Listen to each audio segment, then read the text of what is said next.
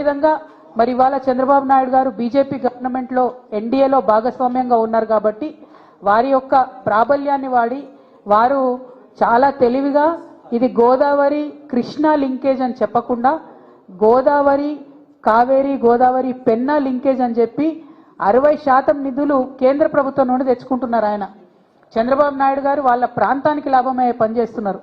మన రేవంత్ రెడ్డి గారేమో flight mode సీఎంగా ఢిల్లీకి పోవడం రావడం తప్పితే కనీసం మరి కేంద్ర ప్రభుత్వం నుంచి ఎట్లా నిధులు చేపట్టాలి, ఎట్లా తీసుకురావాలి, ఎట్లా తుపాకుల గూడెం దగ్గరికి మార్చుకోవాలి ఈ పాయింట్ అని మాట్లాడతలేరు.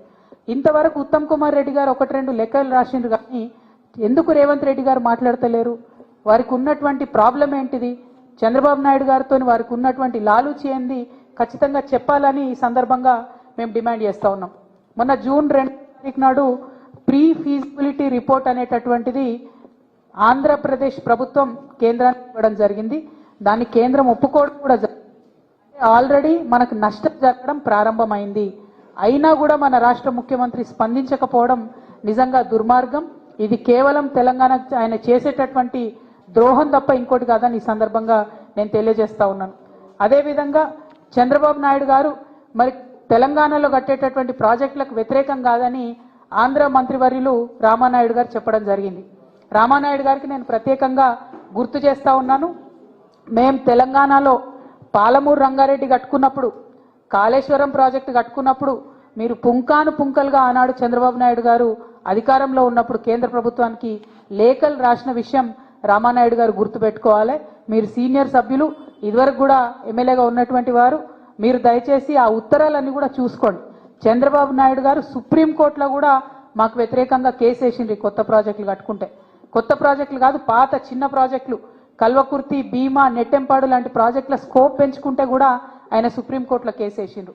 తుమ్మిళ్ళ ప్రాజెక్టు కడుతుంటే కూడా ఆర్డీఎస్ దగ్గర ఇంకేమీ కూడా మీరు ప్రాజెక్టులు చేయొద్దని చెప్పి ఆయన కేసు వేసినటువంటి వ్యక్తి. అదే మీ ఆంధ్రలో ఉన్న సుంకేష్లను మాత్రం మీరు పెంచుకున్నారు, మా తుమ్మిళ్ళను మీరు పెంచుకోనియలేదన్న విషయం తెలంగాణ ప్రజలు, ముఖ్యంగా మహబూబ్ నగర్ ప్రజలైతే మర్చిపోయే ప్రసక్తే లేదు. మహబూబ్ నగర్ నల్లమల్ల బిడ్డనని చెప్పుకునేటటువంటి చీఫ్ మినిస్టర్ గారు మరి నల్లమల్ల పులిబిడ్డ అని చెప్తారు. చంద్రబాబు నాయుడు విషయంలో జల దోపిడిని నివారించే విషయంలో మాత్రం రేవంత్ రెడ్డి గారు పేపర్ టైగర్ గా మిగిలిపోయినరని చెప్పి నేను ఈ సందర్భంగా ఆరోపణ చేస్తా ఉన్నాను. మీరు పులిబిడ్డ కాదు, you are just a paper tiger. మీరు జల దోపిడి ఆపకపోతే మాత్రం మహబూబ్ నగర్ జిల్లా, తెలంగాణ సమాజం రేవంత్ రెడ్డి గారిని ఎన్నటికీ కూడా క్షమించదు. ఇవాళ ఈ బనకచెర్ల లింకేజ్ లో భాగంగా ఆంధ్ర ప్రాంతంలో బొల్లపల్లి అనేటటువంటి ఏరియాలో 150 టీఎంసీలతోని ఒక ఆర్టిఫిషియల్ రిజర్వాయర్ని కడతా ఉన్నారు. దీనివల్ల నల్లమల్ల ఫారెస్ట్ కూడా మునిగిపోతా ఉన్నది. మరి ఆ ఫారెస్ట్ మునిగిపోకుండా తెలంగాణ జాగృతి ఆధ్వర్యంలో ఖచ్చితంగా మేము కోర్టులను ఆశ్రయిస్తాం.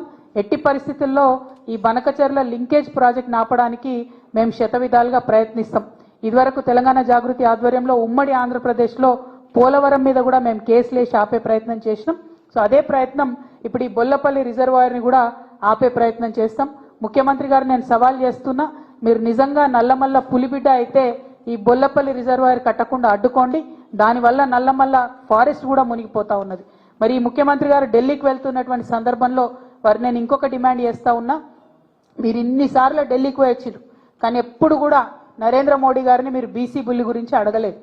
మీరు రాహుల్ గాంధీ గారు చెప్పారు కాబట్టి నేను బీసీ బిల్లు పెట్టినా అన్నారు, రాహుల్ గాంధీ గారు చెప్పినారు కాబట్టి కులగన్న వేసినా అన్నారు. కానీ మీరెప్పుడు మనస్ఫూర్తిగా మాత్రం బీసీలకు మద్దతు ఇవ్వడం లేదు. ఆ విషయం మీ వైఖరితో స్పష్టమవుతున్నది. నేను రేవంత్ రెడ్డి గారిని డిమాండ్ చేస్తా ఉన్నా, మీరు ఇవాళ ఢిల్లీకి పోతా ఉన్నారు, మళ్ళొకసారి హాఫ్ సెంచరీ దాటినట్టు